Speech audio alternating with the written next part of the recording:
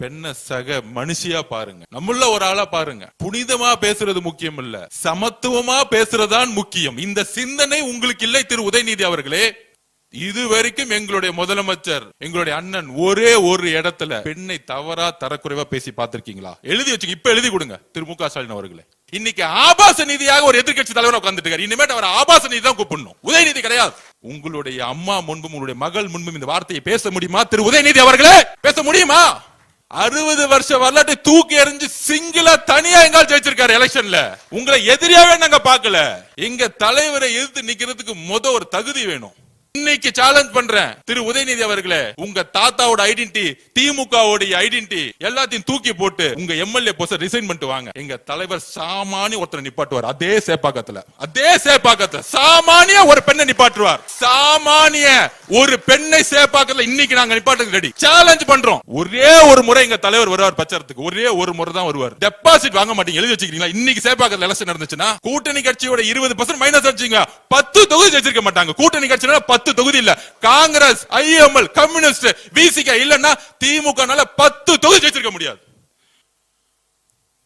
தெய்வத்தால் ஆகாதெனினும் முயற்சிதன் மெய்வருத்த கூலி தரும். மாண்புமிகு அண்ணன் அமைச்சர் பொதுச் செயலாளர் அண்ணன் ஆனந்தன் அவர்களே, மாண்புமிகு அமைச்சர் செங்கோட்டையன் அவர்களே, மாண்புமிகு அமைச்சர் ஷாஜகான் அவர்களே சகோதரர், மாண்புமிகு அமைச்சர் மூத்த அமைச்சர் திரு விஸ்வநாதன் அவர்களே, அமைச்சர்களே, சட்டமன்ற உறுப்பினர்களே, நண்பர்களே, எல்லோருக்கும் வணக்கம்.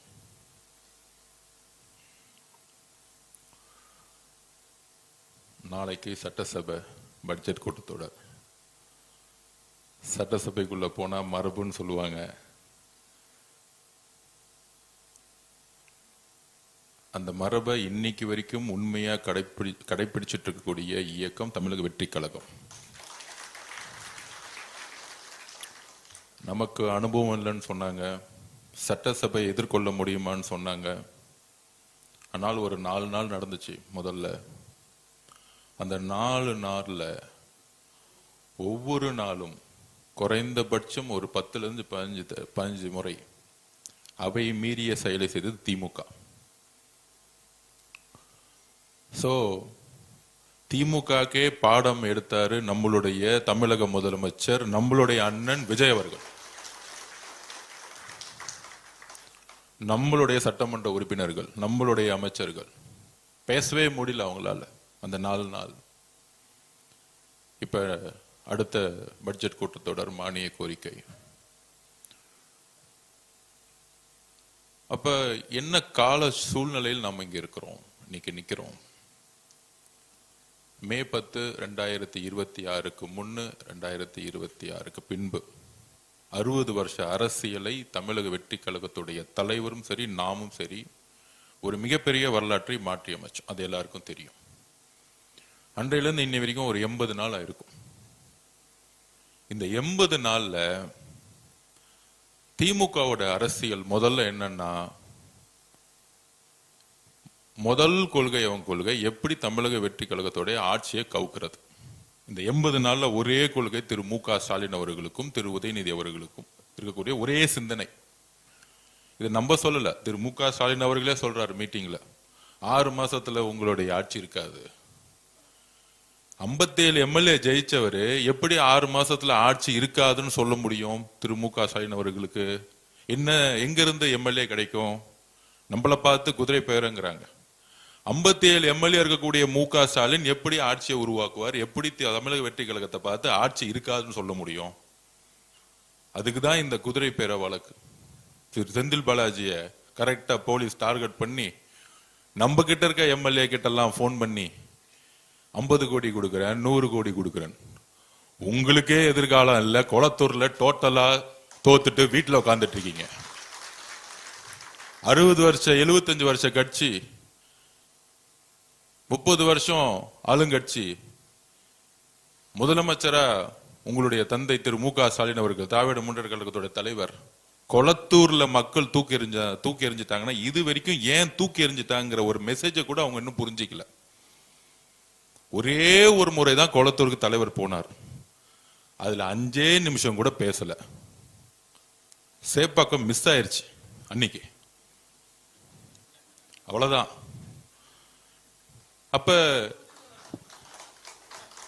அப்ப கொளத்தூருடைய தோல்வி ஒட்டுமொத்த திமுகவுடைய கடைசி சாம்ராஜ்யத்துடைய அத்தியாயம். இதுதான் தமிழக மக்களுடைய தீர்ப்பு. இன்னுமேட்டு திமுக குடும்பத்திலிருந்து ஒருத்தரும் முதலமைச்சர் ஆவே முடியாது. எழுதி வச்சுக்கோங்க. நீங்க என்ன அவதூறுனா பரப்பிக்கோங்க, என்ன பொய் வேணா பரப்புங்க, அதுக்கெல்லாம் நம்ம ரெடி. எல்லாத்தையும் பார்த்துட்டு வந்திருக்காரு எங்க தலைவர். நீங்க 4 நாள் உட்காந்து 2வது நாள் அன்னைக்கு பேட்ச் ஒன்று குத்திட்டு வராங்க, வாயத்தரங்க சிஎம். நான் அப்பயே சொன்னேன், அவர் அமைதியா 5 மணி நேரம் யோகா பண்ற மாதிரி அமைதியா உட்கார்ந்துட்டு இருந்தார். என்னைக்கு அவர் வாயை திறக்க போறோம் அன்னைக்கு நேஷனல் ஹெட்லைன்ஸ், அடுத்த 1 மாசத்துக்கு கதறுவாங்கன்னு நான் 3வது நாள் சொன்னேன். பேச ஆரம்பிச்ச அடுத்த செகண்ட் வெளிநடப்பு பண்ணிட்டாங்க. சட்டசபையில 3 நாளா வாயத்தரங்க செய்யம்னு சொல்லிட்டு அவர் எந்திரிச்சு என்ன பேசுறான்னு கூட கேட்கல. பார்ட்டி ஃபண்டுன்னு சொன்னதுதான் மிச்சம். உடனே திமுக அஞ்சிட்டாங்க. இந்த திருடங்கள்லாம் திருடிட்டு ஓடி போகும்போது போலீஸ் துரத்தும் போது யார் திருடன் யார் சொல்றான்னு அவன் தான் திருடனா இருப்பான். அன்னைக்கு சட்டசபையில எல்லாரும் எழுந்து நிச்சுட்டாங்க. பார்ட்டி ஃபண்டுன்னு ஏன் சொல்றீங்க? அங்க இருக்க அதிமுகவுடைய பொதுச்செயலர் இபிஎஸ் உட்கார்ந்துட்டு இருக்காரு, அவர் அமைதியா உட்கார்ந்துட்டு இருக்காரு. இந்த சண்டையில நம்ம எந்திரிக்க கூடாதுப்பா, நம்ம அமைதியா இருப்போம். ஆனா திமுக எந்திரிச்சு எக்ஸ்போஸ் ஆயிட்டாங்க. அப்ப அவர் பேசுறது கேட்க முடியல. ஏன் முடியலன்னா அதான் ஆதிக்கம். நான் திருப்பியும் பதிவு பண்ண, திமுகவுடைய தோல்விக்கு ஆதிக்கம். பண்ணையார் மனத்தனம், நாம மட்டும்தான் ஆளுங்கட்சி, எங்க அப்பா எங்க புள்ள நாங்க மட்டும்தான் முதலமைச்சர், ஒரு கொத்தடிமை கூட்டம் தான் அமைச்சர்கள். இப்படி ஒரு சிந்தனையை அவங்க நம்பிட்டாங்க. எலெக்ஷன் முன்னாடி ரொம்ப நம்பிட்டாங்க. அடுத்த 26க்கு இப்ப என் டிபார்ட்மெண்ட்லாம் பாத்தீங்கன்னு வச்சுக்கோங்க, நெடுஞ்சாலை துறையிலையும் பொதுப்பணித்துறையிலையும் 2028 வரைக்கும் டெண்டர் போட்டு போயிருக்காங்க. அட்வான்ஸ் வாங்கிட்டாங்க. கரெக்டா மார்ச் மாசம் ஏப்ரல் மாசம் டெண்டரை போட்டு 2028 வரைக்கும் டெண்டரை போட்டுட்டு அட்வான்ஸ் உனக்கு எல்லாம் வச்சுக்கோ, நான் தான் ஆட்சிக்கு வர போறேன். அப்ப அவங்களுக்கு என்னன்னா முடிவு பண்ணிட்டாங்க, ஓகே நம்ம தான் அடுத்தது, என் பிள்ளைய தூக்கி அடுத்த முதலமைச்சர் போறேன். ஒரு கடுமையான சிந்தனை வந்துருச்சு அவங்களுக்கு. ஆனா ரிசல்ட் அன்னைக்கு நெஞ்ச மட்டும்தான் பிடிச்சிக்கல, அப்படியே ஷாக் ஆயிருச்சு. உடனே அதிமுக பேச பார்த்தாங்க. அந்த கதையெல்லாம் நமக்கு எல்லாருக்கும் தெரியும். அதுல கூட்டணி கட்சிகளே சொல்லிட்டாங்க, நாங்க அதிமுகவும் திமுகவும் சேர்ந்து பிஜேபியோட சேர்ந்து ஆட்சி அமைக்க போகுதுன்னு. கம்யூனிஸ்ட் தோழர்கள், ஐஎம்எல் தோழர்கள், காங்கிரஸ் தோழர்கள் எல்லாரும் சொல்லிட்டாங்க. இந்த அரசியல் ஃபர்ஸ்ட் 30 நாள் போச்சு. அடுத்த 30 நாள் நம்ம எம்எல்ஏ கிட்ட 50 கோடி கொடுக்கலாமா, 20 கோடி கொடுக்கலாமா? வேட்பாளராக இருக்கும் போதே 1 ரூபாய் கொடுத்து என் வேட்பாளரை வாங்க முடியல. எம்எல்ஏ ஆன எங்களுடைய சட்டமன்ற உறுப்பினர் கிட்ட எதிர்காலமே இல்லாத திமுக தலைவரே சட்டமன்ற உறுப்பினர் ஆக முடியாத திமுக நம்ம சட்டமன்ற உறுப்பினர் பேசுறாங்களா 50 கோடி தரேன் 20 கோடி தரேன். அவங்க பக்காவா ரெக்கார்ட் பண்ணி போலீஸ்ல கொடுத்துட்டாங்க. அதனால செந்தில் பாலாஜி காலையிலயும் மாலையிலும் சைன் போட்டுட்டு இருக்காரு. அப்ப நம்ம சட்டமன்ற உறுப்பினருக்கு தெரியாதா? அடுத்த 10 வருஷம் இல்ல, திமுக தலைவர் மு.க. ஸ்டாலின் அவர்களே, எம்ஜிஆர் உயிரோட இருக்க வரைக்கும் அவர் சேர்ல இருந்து உங்க அப்பானாலே தூக்க முடியல, எழுதி வச்சுக்கோங்க. அவர் இருக்கிற வரைக்கும் உங்களால ஒண்ணுமே செய்ய முடியாது. உங்களோட சாம்ராஜ்யம் முடிஞ்சிருச்சு. அதுக்கு ஒரு 6 மாசம் அவங்க ஒத்துக்கிறதுக்கு. அது வரைக்கும் இந்த கடல்ல மீன் இருக்கு பாத்தீங்களா, எடுத்து தரையில போட்டீங்கன்னு வச்சுக்கோங்க, அப்படியே துள்ளும் பாத்தீங்களா. இந்த 6 மாசம் அப்படியே துள்ளிட்டு இருப்பாங்க. அதை நம்ம கொஞ்சம் கண்டுக்கூடாது. ஒரு 6 மாசத்துல அப்படியே அமைதியா வீட்டை விட்டு வரமாட்டாங்க. அப்ப திமுக தலைவர் சட்டமன்ற உறுப்பினரா வர முடியல, சட்டசபைக்குள்ள வர முடியல. அடுத்தது யாரு எதிர்கட்சி தலைவராக்கலாம்? நான் உங்களுக்குள்ள ஒரு கூட்டம். எவ்வளவு சிறந்த அறிவாளிகள் இருக்காங்க திமுகல, இன்னைக்கு இருக்கிறாங்க. ஆனா திருப்பியும் திரு மு.க. ஸ்டாலின் அவர்கள் ஒரு எதிர்கட்சி தலைவர்னா என்ன? ஈக்குவல் டு கேபினட் ரேங்கிங், அமைச்சருக்கு ஈக்குவல். அது தான் புள்ளதான் எதிர்கட்சி தலைவர் ஆகணும். திருப்பியும் ஒரு பட்டாபிஷேகம். துணை முதலமைச்சர் ஆக்குறது ஒரு பட்டாபிஷேகம், எதிர்கட்சி தலைவரா ஆக்குறது ஒரு பட்டாபிஷேகம். எப்ப? லாஸ்ட் 5 வருஷம் சட்டசபைக்கு வராத ஒருத்தரை தூக்கி பட்டாபிஷேகம் பண்ணி எதிர்கட்சி தலைவர். அவரு வந்துட்டு ஃபர்ஸ்ட் 4 நாள் நம்ம பார்த்துட்டு தான் இருந்தோம் என்ன பண்றாரு அப்படின்னு. எந்திரிச்சு திடீர்னு ஒரு பேப்பர் எடுப்பாரு, சோபா மாடல் அதுன்னு பேசி திருப்பி உட்காந்துருவார். கடைசி நாள்ல முதலமைச்சர் பேச ஆரம்பிச்சாரு. எந்திரிச்சிட்டு இப்படிலாம் பேசக்கூடாது, பார்ட்டி ஃபண்ட் எல்லாம் பேசக்கூடாது. அப்ப வரலாற்றுல முதல் முறையா ஒரு முதலமைச்சர் தான் கடைசியா பேசி முடிப்பார். கவர்னருடைய உரைக்கு எல்லா கட்சியோட தலைவர்கள் பேசுவாங்க, எதிர்கட்சி தலைவர் பேசுவாரு, எல்லாத்துக்கும் பதில் வந்து முதலமைச்சர் கொடுப்பார். அதோட சட்டசபை முடிஞ்சிட்டு தேதி குறிப்பிடாம முடிச்சு வைப்பாங்க. இது எல்லாருக்கும் தெரியும். சபாநாயகர் திடீர்னு ஒண்ணு சொல்லிட்டார். மாண்புமிகு எதிர்கட்சி தலைவர்களை முதலமைச்சர் பேசி முடிக்கட்டும், உங்களுக்கு பேசுறதுக்கு வாய்ப்பு தரேன். இது சுதந்திர வரலாற்றில் தமிழ்நாட்டில் இதுவரைக்கும் எந்த சபாநாயகரும் சொன்னதே கிடையாது. உங்களுக்கு அறிவு இருந்தா, திறமை இருந்தா, திராவிட முன்னேற்ற கழகத்தின் ஒரு உண்மையான எதிர்கட்சி தலைவரா இருந்திருந்தா அந்த வாய்ப்பை பயன்படுத்திருக்கலாமா, முடியாதா? இதுவரைக்கும் முதலமைச்சருடைய உரை, ஒட்டுமொத்த உரையை எடுத்து பார்த்துக்குவாங்க, தனிப்பட்ட விமர்சனங்கள் கிடையவே கிடையாது.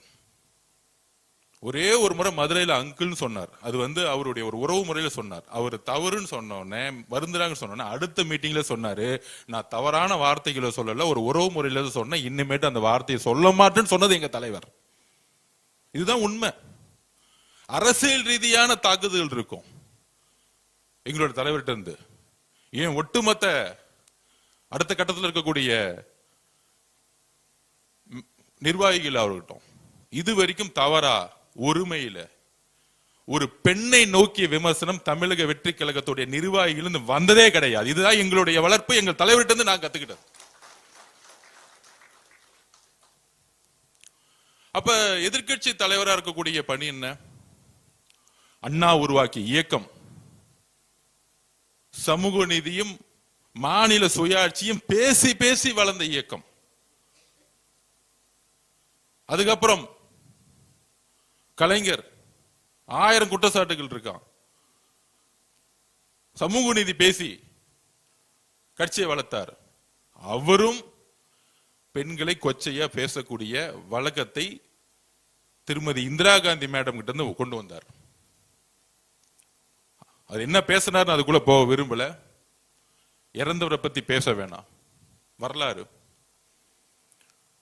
அப்ப ஜெயலலிதா அம்மா பொதுச் செயலர் ஆன முதலமைச்சர் ஆன அன்னைக்கு உருவான பண்பாடு திமுக, ஒரு பெண்ணுடைய தலைமையை விமர்சிக்க மாட்டாங்க. ஒரு பெண் முதலமைச்சரா இருக்கும் பொழுது அந்த முதலமைச்சர் செய்யக்கூடிய நிர்வாகத்தை விமர்சிக்க மாட்டாங்க. தேர்தல் அரசியலை எதிர்கொள்ளக்கூடிய பிரச்சாரத்தை உருவாக்க மாட்டாங்க. தனிப்பட்ட தாக்குதல்கள், ஒரு பெண்ணுடைய உடல் உறவு.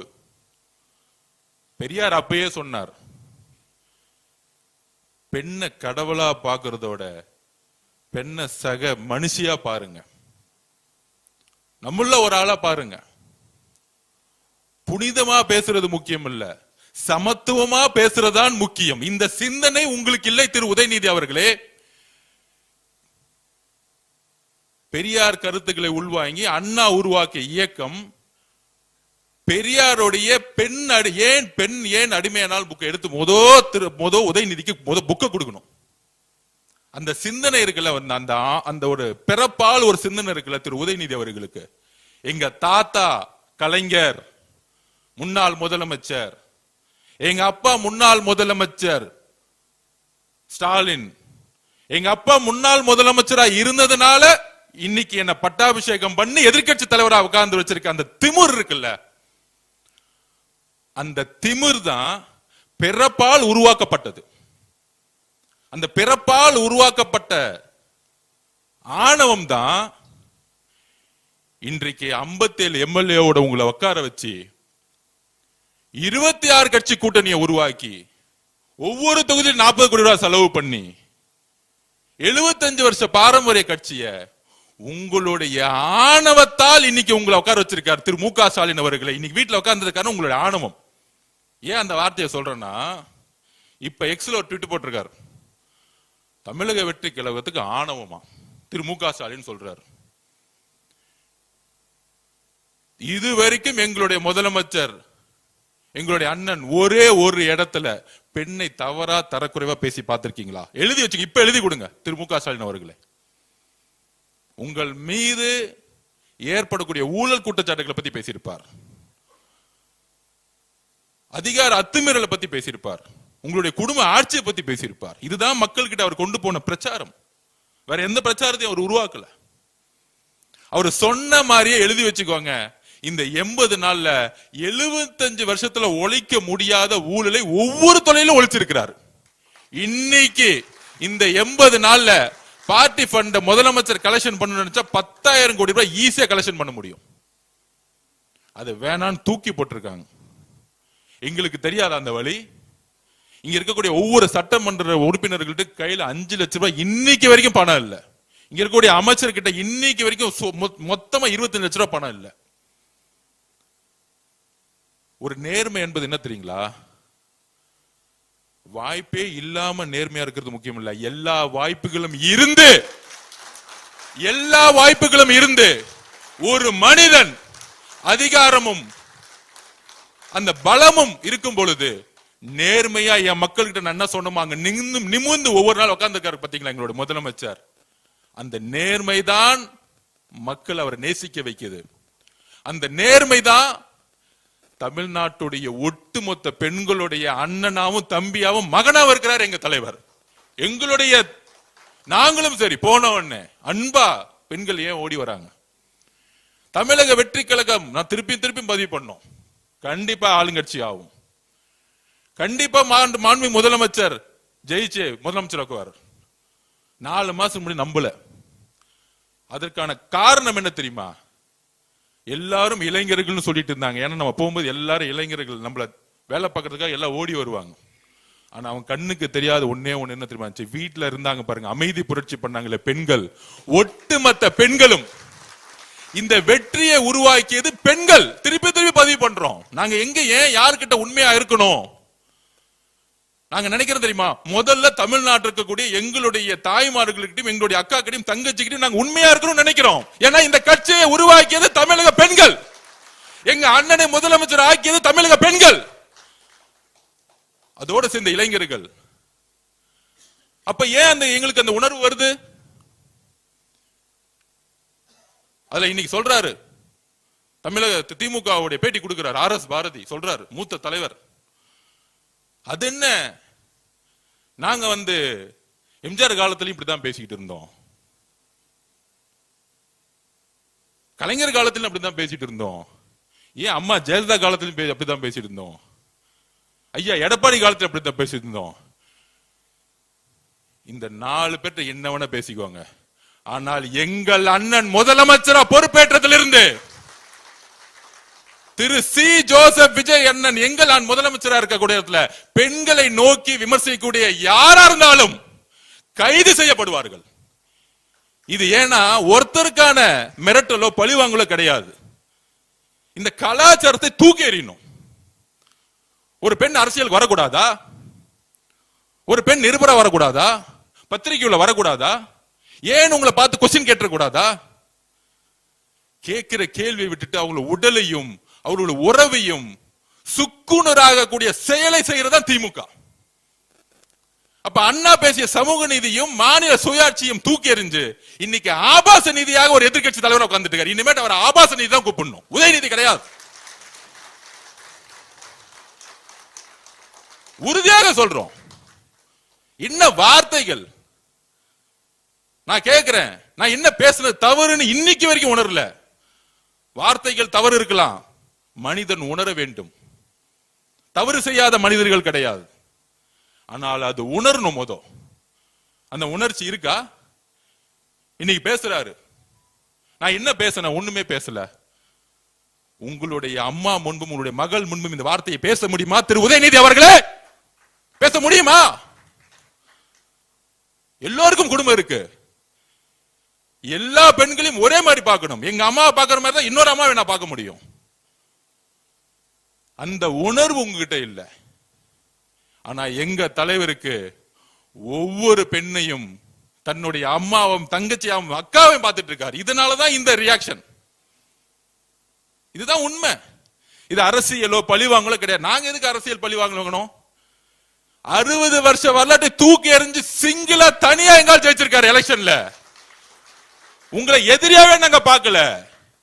எங்க தலைவரை எதிர்த்து நிக்கிறதுக்கு ஒரு தகுதி வேணும்.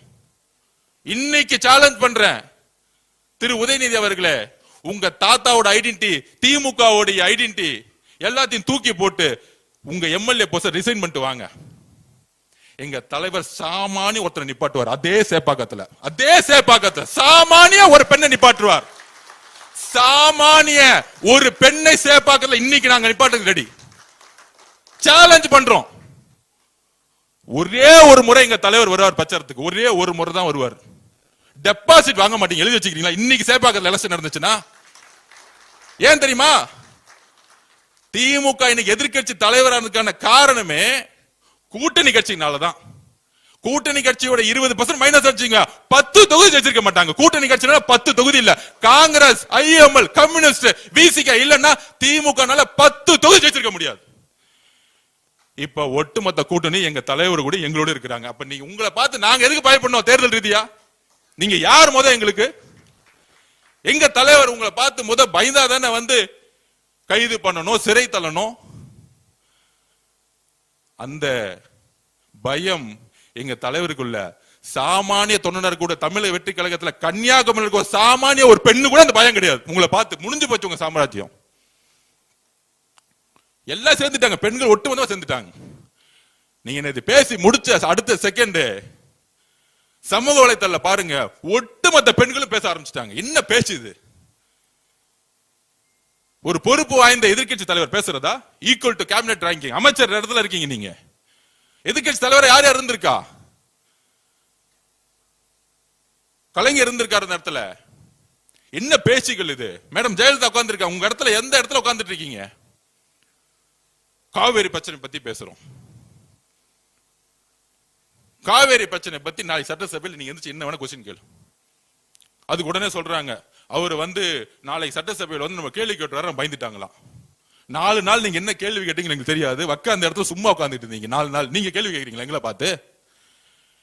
நாங்க ரெடி. என்ன கேட்பீங்க? இருமொழி கொள்கையா? நீட் பத்திரியா? காவேரி பிரச்சனையா? மேகதாது பிரச்சனையா? சட்டம் ஒழுங்கு பிரச்சனையா? 5 வருஷம் சட்டம் ஒழுங்குல போஸ்கோ சட்டத்துல எத்தனை பேர் கைது ஆயிருக்காங்கன்னு கணக்கெடுப்போம். நாங்க வந்து 80 நாள் ஆச்சு. 25 வருஷம் ஆண்டது நீங்க. ஒவ்வொரு ஃபைல தொட்டாலும் பண்ணதுக்கான எல்லா தவறுகளும் நீங்க. மேகதாது பிரச்சனைக்கு சிம்பிளா சொல்றேன். 15/4/2026, 25/4/2026 சுப்ரீம் கோர்ட்ல தோத்தது யாரு? சுப்ரீம் கோர்ட்ல தோக்கும்போது ஆட்சியில் இருந்தது யாரு? தமிழக வெற்றி கழகம் ஆட்சியில் இருந்தாங்களா? திராவிட முன்னேற்ற கழகம் தான் ஆட்சியில் இருந்தாங்க. அப்ப சுப்ரீம் கோர்ட்ல கேஸ் தோத்துட்டு நம்ம உச்ச நீதிமன்றம் போக முடியாது. அங்க இருக்கக்கூடிய முதலமைச்சர் திரு சிவகுமார் அவர்கள் அணை கட்டணும்னு சொல்றாரு. இது இப்ப மட்டுமா சொல்றாரு? இந்த 30 நாளா சொல்லிட்டு இருக்காரா? 2 வருஷமா சொல்லிட்டு இருக்காரு. அவர் 2 வருஷமா திராவிட முன்னேற்ற கழகம் கூட்டணி இருக்கும்போது சொல்லிட்டு இருக்காரு. அதனாலதான் இது சென்ட்ரல் சப்ஜெக்ட் ஆகி அங்க நீர்வளத்துறை தான் முடிவு எடுக்கணுங்கிறது சுப்ரீம் கோர்ட் 2018 தீர்ப்பு கொடுத்திருக்கு. இரு மாநில பிரச்சனைகள் வரும்பொழுது நேரா டெல்லியில இருக்கக்கூடிய நீர்வளத்துறை கிட்ட தான் போகணும். அப்ப முதலமைச்சர் என்ன முடிவு பண்ணணும்? முதலமைச்சர் சட்ட ரீதியா முடிவு எடுக்கிறார். நம்ம கோர்ட்டுக்கு போவோம். சுப்ரீம் கோர்ட்டுக்கு போக முடியாது. ஏன்னா 2 தாட்டி அப்பீல் ஆகி தோத்துட்டோம். அப்ப உடனே சுற்றுச்சூழல்ல கேஸ ஃபைல் பண்ண சொல்லிட்டார். சுற்றுச்சூழல் சர்டிபிகேட், என்வாயன்மெண்ட் சர்டிபிகேட் இல்லாம டேம் கட்ட முடியாது. டெக்னிக்கலி ஃபைல் பண்ணிட்டார். இதை நம்ம சொல்றோம் சட்டசபையில. அதுக்கப்புறம் ட்ரிபியூனல் போவோம். இது திமுக அடுத்த முடிவு தான். சட்ட வல்லுநர்கள் அதான் சொல்றாங்க. இப்ப இருக்க ட்ரிபியூனல் நம்ப முடியல, அவங்க டிபிஆர் அக்செப்ட் பண்ணிட்டாங்க, நம்ம புதுசா ட்ரிபியூனல் போனோம். திராவிட முன்னேற்றம் கழகம் சொன்னதும் நம்ம சட்ட வல்லுநர் சொன்னதும் முதலமைச்சர் அக்சஸ் பண்ணி சட்டமன்றத்தில் ஒரு மனதா தீர்மானம் பண்ணமா இல்லையா? அன்னைக்கு திராவிட முன்னேற்ற கழகத்துக்கு ஏதாவது கருத்து வேறுபாடு இருந்துச்சா? இல்ல அதிமுக கருத்து வேறுபாடு இருந்துச்சா? எல்லாரும் எந்திரிச்சு ஒரு மடங்கு தீர்மானம் நிறைவேற்றியாச்சு. ஆனா உடனே 10 நாள்ல 10 வருஷமா மழை பிரச்சனை கிடையவே கிடையாது. இந்த வருஷம் மழை இல்ல. இந்த 10 வருஷமா சொன்ன டைம்ல மழை வந்துச்சு, தண்ணி வந்துச்சு. மழையினால தண்ணி வரல. உடனே அரசியல், தமிழக வெற்றி கழகம் வந்த பிறகு தண்ணி வரல. திருப்பி நம்ம நீர்வளத்துறை அமைச்சர் டிஸ்கஷன் பண்ணி அங்க இருக்கக்கூடிய ஒழுங்காற்றுக்குள்ள உடனடியா அப்ளை பண்ணி அங்க கடுமையா சட்ட ஒழுங்குகளை வச்சு நம்மளுடைய கோரிக்கையை சொல்லி அவங்களும் நமக்கு 3500 கனஅடி தண்ணீரை விடுங்கன்னு சொல்லிட்டாங்க. இங்க நம்ம எங்க தோத்துருக்கோம்? தண்ணி விடணும்னு சொன்ன பிறகு தண்ணி விடல. இது எப்பயுமே கர்நாடகா பண்ணும். உடனடியா உச்ச நீதிமன்றத்துக்கு போறதுக்கான ஆலோசனையை கொடுக்க சொல்லிட்டார் முதலமைச்சர். அந்த டிஸ்கஷன் போயிட்டே இருக்கு. திருப்பி மழை அங்க வந்துருச்சு. அதனால 16,000 கனஅடி 20,000 கனஅடி தண்ணி விட்டு ஆரம்பிச்சுட்டாங்க. அப்ப இந்த காவேரி பிரச்சனைக்கு நம்ம எங்க தவறு செஞ்சிருக்கோம்? அப்ப என்ன மாதிரி சூழ்ச்சி அரசியலை இந்த தமிழகம் மட்டும் உருவாக்குறாங்க, பொய்யான அரசியலை உருவாக்குறாங்க. அதுக்கு 16,000 கனஅடி தண்ணி வர ஆரம்பிச்சிருச்சு. அதுக்கு தஞ்சாவூர்ல போய் பேசுறாராம், தண்ணி அங்க விட ஆரம்பிச்சுட்டாங்க, பேசுறாராம். நம்ம ஏதோ மேகதாது விஷயத்துல நம்ம சரியா பேசல. முதலமைச்சர் கர்நாடகா போறாரு. அவருடைய நோக்கம் என்ன? ஒரே நோக்கம் தான். அவருடைய நோக்கம் இந்த ஸ்டேட்மெண்ட் விடுறது, ட்விட் போறது, பேருக்கு சும்மா ஒரு ஆர்ப்பாட்டம் நடத்தல எங்களுடைய தலைவருக்கு விருப்பமே கிடையாது. செயல், எங்களுடைய தலைவர்னா செயல்படணும்னு சொல்லுவார். அப்ப அவருடைய என்ன இருந்துச்சுன்னா, நம்ம போய் தண்ணி கேட்டாலும் கொடுக்க மாட்டாங்க, பரவாயில்ல. ஆனால் இந்த காவேரி பிரச்சனையை வச்சு இரு மாநில மக்களுக்கான உறவை நாளைக்கு அரசியல் ரீதியா தூண்ட விட்டு சமூக பதட்டம் உருவாயிடக்கூடாதுன்னு எங்க முதலமைச்சர் நினைச்சார். இதுதான் ரீசன், வேற ஒண்ணும் கிடையாது. இதுதான் ரீசன். அங்க கூடிய சில அமைப்புகள் 2028 தேர்தல் வருது. அப்ப இதை ஒரு பிரச்சனையாக்கி தமிழர்களுக்கும் அங்க இருக்கக்கூடிய தமிழக மக்களும் கர்நாடக மக்களும் எப்பொழுதும் இன்றைக்கும் அண்ணன் தம்பியா நம்ம இருக்கிறோம், உறவுல இருக்கும், அக்கா தங்கச்சியா இருக்கிறோம். அப்ப அந்த சிந்தனை வரக்கூடாது. அவர் எல்லோருக்குமான தலைவர். இங்க எப்படி கன்னியாகுமரியிலும் கிருஷ்ணகிரியிலும் அவர் போகும்போது 5 லட்சம் மக்கள் வருவாங்களோ, அவர் கர்நாடகால இறங்கி பெங்களூர் போகும்போது 10 லட்சம் மக்கள் நிற்பாங்க அவரை பாக்குறதுக்கு. இதுதான் எங்களுடைய தலைவர். அவர் கர்நாடக மக்களுக்கு சேர்ந்துதான் யோசிக்கிறாரு, அந்த மக்களுக்கு சேர்ந்துதான் யோசிக்கிறார். அப்ப 2 மாநில உறவை மேம்படுத்தணும். ஒரு பிரச்சனை வரும் பொழுது உறவு சரியா இருக்கணும். ஒரு முதலமைச்சரே அங்க போகும்பொழுது நாளைக்கு சூழ்ச்சி அரசியல் உருவாக்கி ஒரு கழகம் உருவாகாம இருக்கணும்னா, என் மகனே வந்துட்டான்னு கண்ணலா இருக்கக்கூடிய ஒரு தாய் சொல்லுவாங்க, ஏன்பா இந்த பண்றீங்கன்னு சொல்லுவாரா, சொல்ல மாட்டாங்களா? இந்த அரசியலுக்காக தான். இது என்ன பெரிய நம்ம அங்க போக கூடாதுன்னு இருக்கு. நம்ம ஒரு உறவு முறையில போவோமே, இது நம்ம கர்நாடகா, நம்ம மக்கள், ஏன் மக்கள் தானே அவங்களும், கேரளால இருக்க மக்களும் ஏன் மக்கள் தான் நினைக்கிறதா எங்க தலைவர். இதுல என்ன தவறு? நீங்க அரசியலா பாக்குறீங்க. அவர் சகோதரத்தை வளர்க்கறதுக்காக கர்நாடகால போகணும்னு நினைச்சார். இதுதான் உங்களுடைய குறுகிய மனப்பான்மை. இதுதான் பதில். ஏன் எங்க தலைவர் அங்க போய் பார்க்கணும்னு உடனே போக கூடாது. ஆனா இந்த திமுக அப்படி சூழ்ச்சி அரசியல் பாருங்க. காங்கிரஸ் இருக்க அண்ணனுக்கு தெரியும், கூட்டணி இருக்கும்போது அதே திரு சிவகுமார் அவர்கள் 2026 திமுக ஜெயிக்கணும் பிரச்சாரத்துக்கு வந்தார். அவர் இங்க பிரச்சாரத்துக்கு வந்தார். அப்ப நீங்க திரு சிவகுமார் அவர்களை மீட் பண்ண கூடாதுன்னு உங்களுக்கு ஏன் தோணல? வந்தாரா இல்லையா பிரச்சாரத்துக்கு? திரு சபரேஷ் உதயநிதிகளும் கூட்டு போய் சிவகுமார் அவர்களை இங்க பிரச்சாரத்துக்கு கூட்டிட்டு வந்தாங்களா இல்லையா? தேர்தலில் திமுக ஜெயிக்கணும்னு இப்ப இருக்கக்கூடிய முதலமைச்சர் திரு சிவகுமார் அவர்கள், இப்ப நான் சொல்றது பழைய வரலாறு கிடையாது, 2 மாசத்துக்கு 3 மாசத்துக்கு முன்னாடி திமுக தேர்தல் பிரச்சாரம் பண்ண வந்தார். இப்ப தெரியுதா மேகதாது அரசியும் காவிரி அரசியும் எந்த மாதிரி அரசியல் உருவாக்கணும்? இதெல்லாம் ஏன் தெரியுமா உருவாக்குறாங்க? இதுலயும் அரசியல் இருக்கு. கூட்டணி கட்சிகளா இருக்கக்கூடிய நம்மளுடைய உறவுகள் கம்யூனிஸ்ட் கட்சி கிட்ட இவங்களுக்கு ஐடியாலஜி கிடையாது, கொள்கை கிடையாது, இவங்க எல்லாம் பிஜேபி பி டீம் அப்படின்னு ஒரு பொய்யான பிரச்சாரத்தை உருவாக்கி இவங்களுக்குள்ள நமக்குள்ள ஒரு கலகத்தை மூட்டி ஆட்சியை கவுக்குறாங்களாம். அதுக்குதான் நீட்டோட நிலைப்பாடை முதலமைச்சர் தெளிவா சொல்லிட்டார். நாங்கள் நீட்டை எதிர்க்கிறோம். கரெக்டா? நீட் இருக்கவே கூடாது, அதான் எங்க நிலைப்பாடு. கல்வியை மாநில பட்டியல் கொண்டு வரணும், இதுதான் சொல்யூஷன், ஃபைனல் சொல்யூஷன். அது எப்ப நடக்கும் எழுதி வச்சுக்கோங்க. 2029 எங்க தலைவர் முடிவு பண்ணுவார் யார் பிரதம மந்திரி. அன்னைக்கு சட்டம் வரும் பார்லிமெண்ட்ல. முதல் சட்டம் நீட்டை ஒழிக்கப்பட்டது.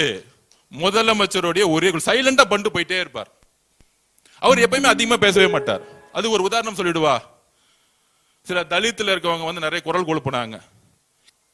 ஆம்ஸ்டாங் படுகொலை எல்லாரும் போராடினாங்க 3 வருஷம். பெரிய பெரிய அறிவுஜீவிகள் உட்கார்ந்து போராட்டம் பண்ணிட்டு இருப்பாங்க சினிமா துறையில. அண்ணனுக்கு சட்டம் ஒழுங்கு, இங்க இருக்கவங்களே பழைய அமைச்சர்களே அவங்களை கொண்டுட்டாங்க, நீதி விசாரணை வேணும், சிபிஐ விசாரணை வேணும். இது வரைக்கும் ஆம்சாங் அண்ணனை பத்தி எந்த போராட்டம் எங்க தலைவர் கலந்துக்கல. ஆனா சைலண்டா வாட்ச் பண்ணிட்டே இருப்பார். முதலமைச்சர் ஆனாரு, வந்தாரு, சுப்ரீம் கோர்ட்ல போயிட்டு சிபிஐ என்கொயரி தான் வேணும்னு சொல்லிட்டு ஃபைலை க்ளோஸ் பண்ணிட்டு போயிட்டார்.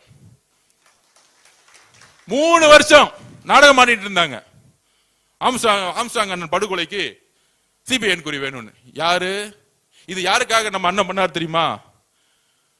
அவங்களுடைய மனைவி இருக்காங்களே, அவங்களுடைய ஒரே கோரிக்கைக்காக. வேற எந்த அரசியலும் கிடையாது, வேற எந்த அரசியலும் கிடையாது. யாரா இருந்தாலும் கைது செய்யுங்க. அது முன்னாள் அமைச்சரா இருக்கட்டும், யாரா இருந்தாலும் கைது செய்யுங்க. நேர்மையான விசாரணை வேணும். ஆம்ஸ்டாங்கனுடைய மனைவியோடைய கோரிக்கை என்ன? அவங்களுக்கு ஒரு நியாயம் வேணும் கிடைக்கிறாங்க. 3 வருஷமா போராடுறாங்க. கரெக்ட் தானே? செஞ்சிருவோம், முடிஞ்சிச்சு. ஒரே மெசேஜ், அது செஞ்சிருங்க. இதுதான் எங்க தலைவருடைய அரசியல். எழுதி வச்சுக்கோங்க. செயல் செயல் செயல் தான் எங்களுடைய தலைவர். உங்களை மாதிரி உட்கார்ந்துகிட்டு சும்மா அந்த ஆர்ப்பாட்டம், இந்த போராட்டம், மக்கள் முன்னாடி நடிப்பு, மீடியா அரசியல் தெரியாது. உணர்வு உள்ள அரசியல். அப்ப நமக்கு எந்த தலைகணமும் இல்லை, நமக்கு எதிரிகளே இல்லைன்னு சொல்ல வரல.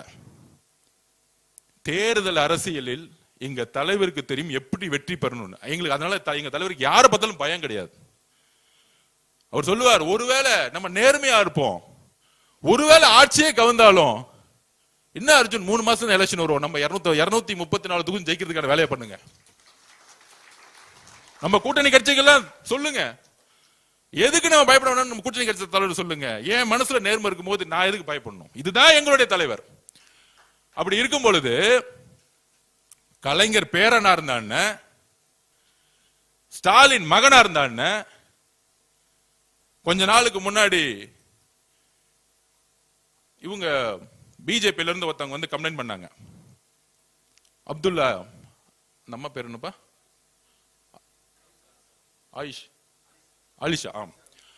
அலிஷா அப்துல்லா மேடம் வந்தாங்க. கமிஷனர் கம்ப்ளைண்ட் போச்சு. தரக்குறைவா யூடியூப்ல பேசினாங்க. தரக்குறைவா. அது 2 பேர் ரொம்ப சிரிச்சு, அந்த பெண்ணுடைய உடல், அந்த பெண் யார் கூட இருந்தா, அந்த பெண்ணுடைய குழந்தை யாரோட குழந்தை, இதெல்லாம் ஒரு அரசியலா? ஒரு பெண், ஒரு இஸ்லாமிய சமூகத்தில் இருந்த அந்த பெண், எந்த கட்சியா இருக்கட்டும், தைரியமாக அரசியலுக்கு வரக்கூடிய சிந்தனையை நம்ம வரவேற்கணும். அது வரவேற்கணும். சரியா தவறோ, ஒரு பெண் வீட்டை விட்டு வெளியே வரும்போது அரசியலுக்கோ ஒரு அதிகாரத்துக்கோ வரணும்னு ஒரு சிந்தனை வரும்போது நம்ம வரவேற்கணும். தவறுகள் செய்தால் நம்ம அரவணைக்கணும். ஏனால் இதுதான் உண்மையான சமூக நீதி. ஒரு பெண் அதிகாரத்துக்கு வரக்கூடிய ஒரு சமூக நீதி தான் பெரியார் கனவு கண்டார், அண்ணா கனவு கண்டார், புரட்சியாளர் அம்பேத்கர் கனவு கண்டார். அப்போ ஒரே ஆக்ஷன், அவங்க 2 பேரும் அரெஸ்ட் பண்ணிருங்க. திமுக தான், பக்கா திமுக.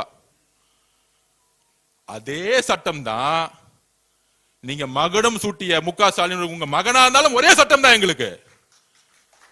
மனு நீதி சோழனுடைய ஆட்சி நடந்துகிட்டு இருக்கு. தான் மகனா இருந்தாலும் சட்டம் தன் கடமையை செய்யும் சொல்லக்கூடியவர் தான் எங்களுடைய முதலமைச்சர். தமிழக வெற்றி கழகத்தில் தவறு செய்யும் போது அடுத்த செகண்ட் பொதுச்செயலர் கட்சி விட்டு இன்னைக்கு அரெஸ்ட் பண்ணுங்கன்னு சொல்லிடுவார். இது வரைக்கும் 3 பேர் அரெஸ்ட் பண்ணிருக்காங்க. அந்த மாதிரி தமிழக வெற்றி கழகத்துடைய நிர்வாகிகள் யார நீக்கல. அப்ப இந்த கட்சியை உருவாக்கியது நாங்கெல்லாம் அமைச்சராக இங்க அமர்ந்திருக்கிறதுக்கு முக்கிய காரணம், ஏன் எங்களுடைய தலைவரை முதலமைச்சர் ஆக்கியதே தமிழ்நாட்டுடைய பெண்கள்.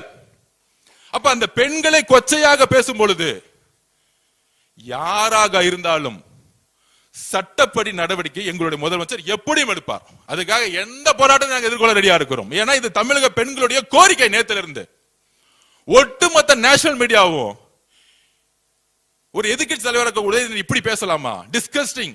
டிஸ்கசிங் ஸ்பீச்சஸ் நேத்துல இருந்து ஆரம்பிச்சிட்டாங்க, ஆர்குமெண்ட் ஆரம்பிச்சிட்டாங்க. நம்மளுடைய மீடியா தான் லேட்டா எந்திரிப்பாங்களே, காலைல இருந்து ஆரம்பிச்சாங்க. பெண்கள்லாம் சமூக வலைத்தளத்துல இறங்கி அடிக்க ஆரம்பிச்சிட்டாங்க. என்னது திமுக, பழைய திமுக, இந்த இதுக்கு முற்றுப்புள்ளி வைங்க.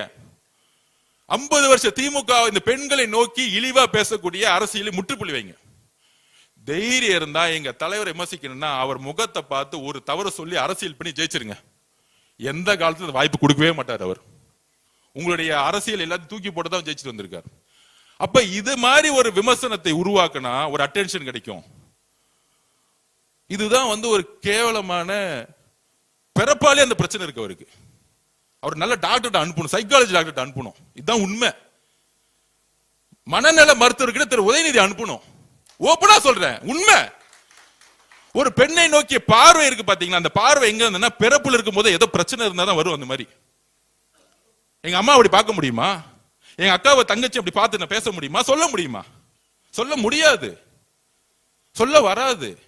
உங்க குடும்பம் மட்டும் உங்களுக்கு புனிதமும் பெருமைனா எங்க தலைவர் தமிழ்நாட்டில் இருக்க எல்லா பெண்களையும் புனிதமும் பெருமையா பார்ப்பார். அவங்களை நீங்க டச் பண்ணீங்கன்னா ஒரு குரல் கொடுப்பார், யாராக இருந்தாலும். அதான் சொன்னேன் நான். ஆலிஷா மேடத்தை கம்ப்ளைண்ட் வாங்கணும்னு ஆக்ஷன் எடுத்தாங்க இல்லையா, யாரா இருந்தா உடனே விமர்சனம். இந்த பத்திரிகை அந்த பத்திரிகை அந்த மஞ்சள் பத்திரிகை எல்லாம் முதல் ஒழிச்சு விடணும். எல்லா பத்திரிகை யாரெல்லாம் பெண்ணை நோக்கி விமர்சனம் பண்றாங்களோ தவறு அது. ஒரு பெண் வீட்டை விட்டு வரும்பொழுது, அதிகாரத்துக்கு வரும்பொழுது, எம்எல்ஏ மினிஸ்டர் வரும்பொழுதோ இல்ல தொழில்துறையில் வரும்பொழுதோ அவங்களை நீங்க உடல் மொழியா கை வச்சாலே அடுத்த செகண்ட் கொஸ்டின் வரும். ஏன் இங்க இருக்கக்கூடிய இங்க எக்ஸாம்பிள் சொல்லிடுறேன். இங்க தொழில்துறை அமைச்சராகக்கூடிய கீர்த்தனா மேடம் அப்பப்ப கடுமையான விமர்சனம் வரும் திமுக ஐடி விங். அதுக்கான காரணம் என்ன தெரியுமா? இப்ப நான் உண்மையா சொல்றேன். தொழில்துறையில லாஸ்ட் 5 வருஷமா ஒவ்வொரு நிறுவனங்களுக்கும் ஒவ்வொரு பாலிசி எடுத்திருக்காங்க. அதாவது ஒரு நிறுவனுக்கு ஒரு சப்சிடி பாலிசி, இலவசம், டாக்ஸ்ல ரிலாக்ஸ், இது மாதிரி. இன்னொரு நிறுவனங்களுக்கு லேண்ட் ஃப்ரீயா கொடுக்குது. இது ஒரு ஊழல், பெரிய ஊழல். இந்த ஊழலோட ஃபைல் எடுக்கிறாங்க. அந்த ஊழல் பண்ண அமைச்சர் யாரு? முன்னாடி டிஆர்பி ராஜா. டிஆர்பி ராஜா இன்னைக்கு எந்த பொசிஷன் இருக்காங்க? திமுக ஐடி விங்கோட செக்ரட்டரி. இப்ப புரியுதா? திமுக ஐடி விங் செக்ரட்டரி ஏன் ஒரு பெண்ணை, ஏன் இந்த அமைச்சரை டார்கெட் பண்றாங்கன்னு தெரியுதா? ஏன்னா அந்த ஊழல் வெளியே வந்துடக்கூடாது. வெளியே வந்துச்சுன்னா அவர் மாட்டிக்குவார். அப்ப ஒருத்தரை நெகட்டிவ் பண்ணு, அந்த கேரக்டர் நெகட்டிவ் பண்ணு, அந்த பெண் அமைச்சரை நெகட்டிவ் பண்ணு. அப்ப திமுக ஒட்டுமொத்த ஐடி விங் செயல்படும். சிறு சிறு தவறுகளை சாரின்னு சொல்லிட்டு போறதா நம்மளோட சட்டமன்ற உறுப்பினர். ஆமாங்க, நான் தவறு செஞ்சுட்டாங்க, மன்னிச்சுக்கோங்க. உங்களை மாதிரி ஊழல் கொள்ளடிச்சு உங்களை மாதிரி எல்லா அநியாயம் பண்ணக்கூடிய சட்டமன்ற உறுப்பினர் நம்ம கிட்ட கிடையாது. தவறுகள் செய்தா சாரின்னு சொல்லிட்டு போயிட்டு அடுத்த தவறு செய்யாம போயிட்டே இருப்பாங்க. we are learners. நாங்கள் கற்றுக்கொண்டு இருக்கிறோம். ஒரு ஸ்கூலுக்கு போறோம், ஐயோ அந்த இடத்துல பாத்ரூம் சரியில்லை, ஐயோ அந்த ஸ்கூல் சரியில்லை. இது ஒரு வீடியோ எடுத்து நம்ம சமூகத்துல போகணும்னு ஏன் சொன்னோம்னா இந்த அநியாயம் நடந்துட்டுன்னு காமிக்கிறதுக்கு, அது ரீல்ஸுக்காக கிடையாது. அப்ப அது தவறுன்னு சொல்லும் பொழுது ஆமா இந்த தவறை நாங்க செய்ய மாட்டோம், புரோட்டோகால் படி ராங் சொல்லும் போது இனிமேல் தவறு செய்ய மாட்டோம். திருந்தி இதுக்கு மேல என்ன ஊழல், என்ன குற்றச்சாட்டு இருக்கு? இந்த இடத்துல இந்த கான்ட்ராக்ட்ல 10 கோடி ரூபாய் வாங்கிட்டாங்க இந்த எம்எல்ஏ மினிஸ்டர், சொல்ல முடியுமா 80 நாள்ல? அப்ப இதெல்லாம் திசை திருப்பக்கூடிய வேலைகள். அவங்களுடைய மீடியா, அவங்களுடைய டிவி, அவங்களுடைய சோசியல் மீடியா, அவங்களுடைய பணபலம். அதனால நம்ம விளக்கம் சொல்றதை விட்டுட்டு நம்ம 60 நாள் அமைதியா அரசியல் ரீதியா பயணம் பண்ணவே. பட்ஜெட் வருது, மானிக்கு வருது, அதுக்கான டிராஃப்ட் பண்ணிட்டு இருந்தோம். தலைவர் சொல்லிட்டாரு வரக்கூடிய பட்ஜெட் ஒவ்வொரு துறையிலையும் அடுத்த 50 வருஷத்துக்கான அடித்தளத்தை உருவாக்கக்கூடிய ஒவ்வொரு டிமாண்டும் உருவாக்குன்னு சொல்லிட்டாரு. சிம்பிளா முடிச்சிட்டாரு. ஒவ்வொரு ரிவ்யூ மீட்டிங்லயும் இந்த ரொம்ப பழைய பாலிசில இருந்துச்சுன்னா முதல் டிஸ்ட்ராய் பண்ணிருங்க, புதுசா உருவாக்குங்க. நீங்க சொல்ல ஃபுல் ஃப்ரீடம். ஒரு முதலமைச்சர் இது வரைக்கும் சட்டமன்ற உறுப்பினர் பார்த்தோம், அமைச்சரை பார்த்தோம், இல்ல நீங்க அந்த கமிஷன் வாங்கிட்டு என் வீட்டை வந்து கொடுங்கன்னு சொன்ன முதலமைச்சர் எங்களுக்கு கிடையாது. சொன்ன வார்த்தை ஒவ்வொரு துறையும் அடுத்த 50 வருஷத்துக்கான நல்ல வளர்ச்சியை உருவாக்கக்கூடிய ஒரு டிமாண்ட கொடுங்க. உங்களுக்கு ஃபுல் சுதந்திரம் கொடுத்துட்டார். கூட்டணி கட்சிகிட்ட கேட்டு பாருங்க, இது வரைக்கும் இந்த துறையில உங்ககிட்ட ஏதாவது தலையிட்டு பேசியிருப்பாரான? இதுதான் உண்மை. இந்த மாதிரி ஒரு சுதந்திரம் எந்த தலைவரும் கொடுத்ததில்லை. ஏன்னா உண்மையாக சொல்றேன், நான் பார்த்ததே சொல்றேன், நம்ம அண்ணனுக்கு அவர் மேல அளவு பெரிய நம்பிக்கை இருக்கு. அதனாலதான் அவருக்கு இன்செக்யூரிட்டியே கிடையாது. இவங்களுக்கு எல்லாம் பாத்தீங்கன்னு வச்சுக்கோங்க, இந்த திமுக தலைவர்களுக்கு எல்லாம் யார பார்த்தாலும் சந்தேகம். ஒரே நெகட்டிவ். இந்த சிந்தனை தான் அவங்க இந்த தோல்வி காரணம். இப்ப கூட பாருங்க, பொய்யா பரப்புறாங்க, பழி வாங்கல். நாங்க எதுக்கு பழி வாங்குறோம்? ஈக்குவலா இருந்தா பயம் வரும். எங்க தலைவர் கிட்டத்தட்ட அங்க போய் எங்க 1000 கிலோமீட்டர்ல எங்கேயோ நின்றுட்டு இருக்காரு. நீ இன்னும் வீட்டுல உட்கார்ந்துட்டு இருக்கீங்க. வீட்டுல உட்கார வச்சுட்டோம் ஆல்ரெடி. உங்க அப்பாவே உட்கார வச்சுட்டோம். நீங்க என்னப்பா என்ன 5 நிமிஷம் போதும். சேப்பாக்க ஜெயிச்சதுக்கு காரணம் ஐஎம்மும் காங்கிரஸும். அதையும் சொல்லிடுறேன். இஸ்லாமிய சகோதரர்களுடைய ஓட்டு அதுவும் முடிஞ்சு போச்சு. இனிமேல் சேப்பாக்கத்தில் நிக்க சொல்லுங்க. திருவாரூர்ல நிக்க முடியாது. அண்ணன் போயிட்டாரு, காங்கிரஸ்ல இருந்து அண்ணனை போட்டாச்சு, இறங்கி வேலை பாருங்கண்ணே அப்படின்னு. 234 தொகுதியில் உங்களுக்கு சிந்திச்சு பாக்குறாங்க. நெக்ஸ்ட் டைம் எலெக்ஷன் வந்தா எங்கேயுமே ஜெயிக்க முடியாது. அப்ப ஒன்லி அவங்களுக்கு தெரிஞ்சதெல்லாம் அந்த கோயபிள்ஸ் பிரச்சாரம் தான். பொய்யா பேசு, புரட்சி, கொள்கை, இந்த கதையெல்லாம் விட்டுட்டே இருப்பாங்க. மக்களுக்கு இவங்களுடைய மொழியிலிருந்து வெளியே வந்துட்டாங்க. எழுதி வச்சுக்கோ, இவங்க பேசுறதே மக்களுக்கு புரியல, விலகி நின்ட்டாங்க. இந்த கைதுக்கு அப்புறம் ஆபாச நிதியை புரட்சியாளராக மாத்துறதுக்கு திமுக ஐடி செயல்பட்டு கைது செய்யப்பட்டார். 8 மணிக்கு போலீஸ் போறாங்க. தைரியமான ஆளா இருந்தா என்ன பண்ணிருக்கணும்? வீட்டை விட்டு ரூம் விட்டு 8:15 வந்திருக்காரு. இப்ப என் வீட்டுக்கும் போலீஸ் வந்தாங்க. சார் நான் வீட்டிலே தான் இருக்கேன், என்ன விடுங்க. ஒரு நேரத்தில் திமுக பிரச்சாரம் பண்ணாங்க, விஜய் அவர்களை கைது செய்ய போறோம், எஃப்ஐஆர் போட போறாங்க. 3வது நாள் சொன்னார், நீங்க என் ஆளெல்லாம் டச் பண்ணாதீங்க, நான் வீட்டில் தான் உட்காந்துருக்கேன், எனி டைம் வாங்க. அந்த நேரம் ஒட்டுமொத்த கவர்மெண்ட் திரும்பி நிக்குது. நான் வீட்டில் தான் கேமரா பார்த்து சொன்னார், முதலமைச்சர் பார்த்து. 8 மணி காவல்துறை காலையில் போயிருக்கு. போன உடனே 8:15 வெளியே வந்துட்டு, நான் ட்ரெஸ் மாத்திட்டு வரேன், டாய்லெட் போயிட்டு வந்துடுறேன். இது நமக்கு தேவைதான், இது ஒரு அடிப்படை கடமை. 8:15 போனவரு 10:15 வரைக்கும் டாய்லெட் மட்டும் வெளியே வரல. என்ன ஒரு புரட்சியாளர், டாய்லெட் புரட்சியாளர் திரு உதயநிதி அவர்கள். காலமும் நேரமும் எப்படி 24 மணி நேரத்துல உன்னுடைய ஆணவத்தை அடக்குது பாத்தீங்களா? என்ன தெரியுமா? அதாவது இது சிறை செல்வது நம்மளுடைய நோக்கம் இல்ல. அது உயர் நீதிமன்றத்திலேயே முதலமைச்சருடைய குறிக்கோள் என்னன்னு சொல்லிட்டார். நம்மளுடைய கவர்மெண்ட் அட்வொகேட் சொல்லிட்டாரு, அவரை நாங்க சிறை செய்தெல்லாம் நாங்க கைது செய்யல, விசாரணைக்கு தான் நாங்க கூட்டிட்டு போறோம், என்ன கம்ப்ளைண்ட் ஆயிருக்கு. சிறை செய்து உங்களை தள்ளுற அளவுக்கு தேவையில்லாம நம்ம ஜெயில வேற செலவு பண்ணணும், சாப்பாடு கொடுக்கணும், இதெல்லாம் தேவையில்லாத வேலை. அதெல்லாம் அவ்வளவு பெரிய ஆள்லாம் கிடையாது.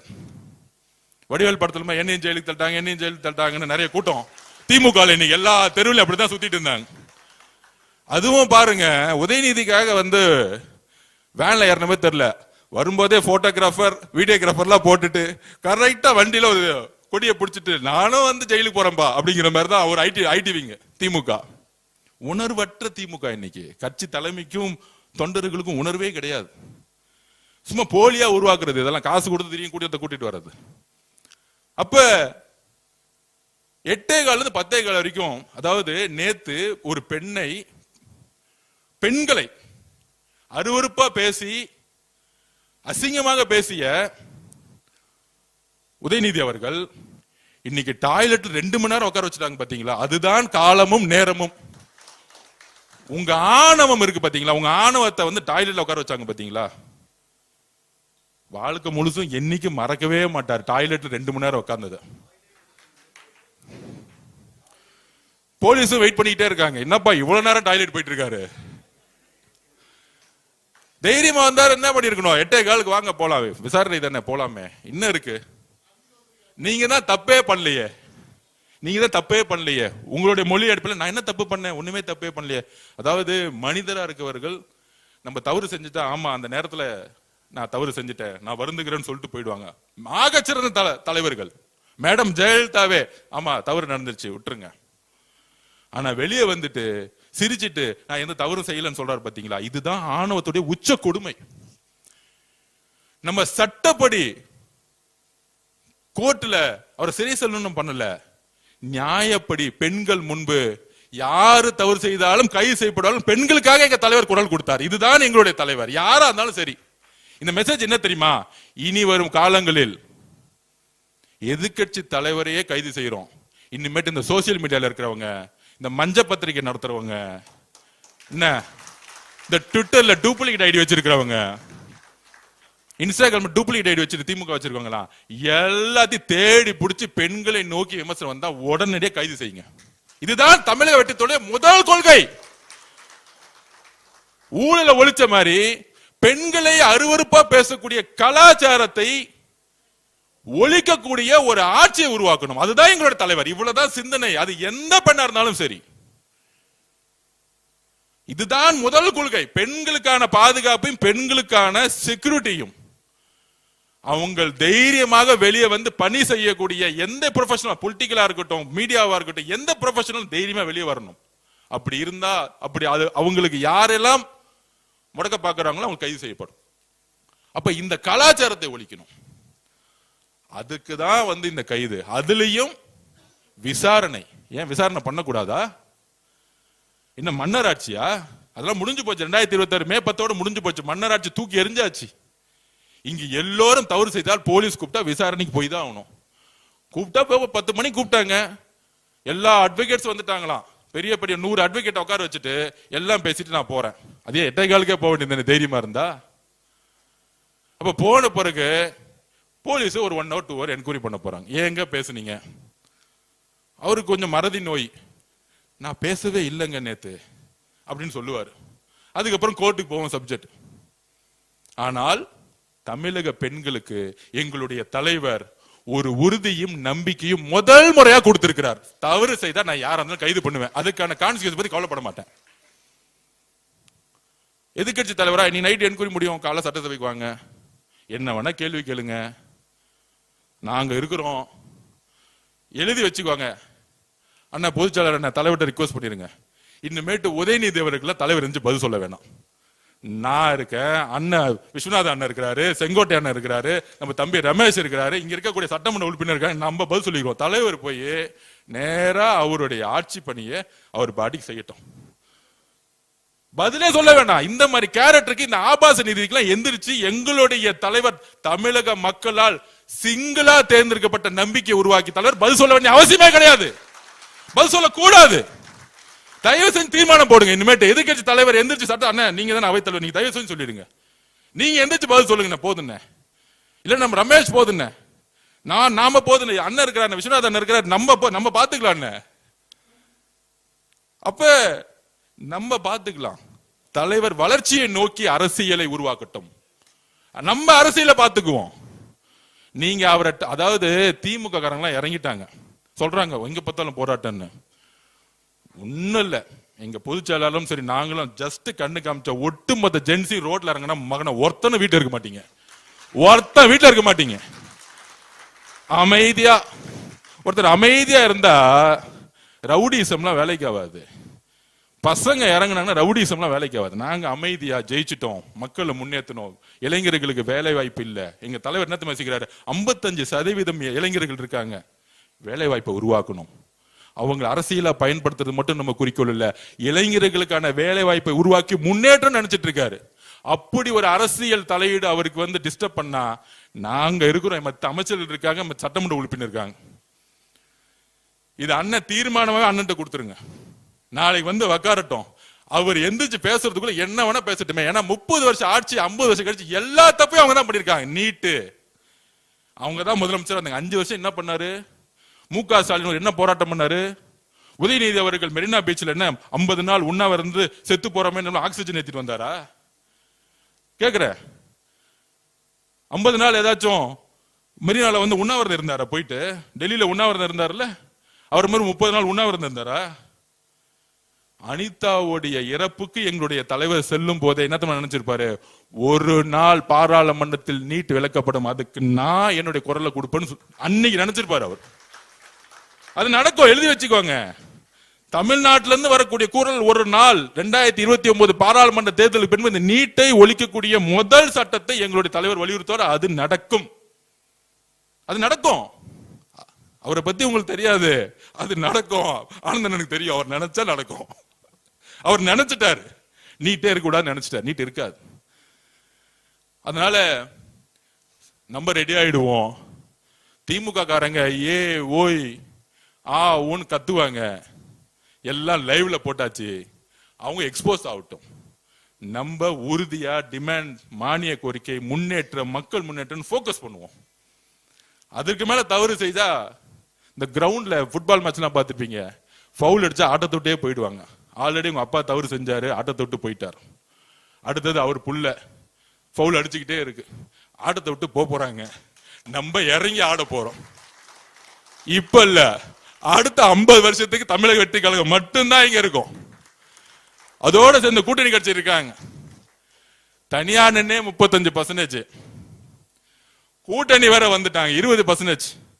குறைந்தபட்சம் தலைவர் பிரச்சாரம் பண்ண 65% நம்ம ஜெயிக்க போறோம். 65% எலெக்ஷன்லாம் வச்சிருந்துச்சு, கவலையே படாதீங்க. முன்னாடி தலைவரை கூட்டிட்டு போயிட்டு பிரச்சாரம் பண்றதா பிரச்சனை. அண்ணா வாயில சொன்னா கூட்டிட்டு போயிட்டு இட்டுன்னு வரதான் பிரச்சனை. இட்டுட்டு போயிட்டு இட்டு வருது. இப்ப பிரச்சனையே இல்ல. கரூர் வந்தாரு, 5000 போலீஸ் பாதுகாப்பு கரெக்டா கொடுத்தாங்க. எந்த வழி மறுக்கப்பட்டதோ அதே வழியில ரோட் ஷோ பண்ணார், அதே இடத்துல பிரச்சாரம் பண்ணிட்டு வந்தார். அப்ப இது எல்லாம் அவர் நினைச்சா நடக்கும். ஆனா பேசவே மாட்டார். அவர் பேசும்போது அவங்க காணா போயிடுவாங்க. இதுதான் அவருடைய வரலாறு. அதனால அவங்க காணா போறதுக்கான எல்லா வேலையும் செஞ்சிட்டு இருக்காங்க. நம்ம நம்பிக்கையா உறுதியா விசாரணை நடக்கட்டும். கிளீனா சொல்லிட்டாங்க, விசாரணை முடிஞ்சோன்னா வீட்டுக்கு அனுப்பிச்சிருவோம். சிறை செல்லக்கூடிய பழக்கம் எங்களுக்கு கிடையாது. எங்களுக்கு யாருமே எதிரியா நினைக்கக்கூடிய பழக்கமே கிடையாது. எங்களுக்கு அந்த அந்த பயமே கிடையாது. எந்த கட்சியை பார்த்து போய் தனியா நின்னே நாங்க ஜெயிச்சிட்டோம், கூட கூட்டணி வேற இருக்கு, எதுக்காக ஒருத்தரை பார்த்து நாங்க பயப்படணும், எதுக்காக ஒருத்தர் சரி சொல்லணும்? இதுதான் நான் திருப்பி திருப்பி பதிவு பண்றேன். அதனால நாம் மிகப்பெரிய வெற்றிகளை பெற போறோம்.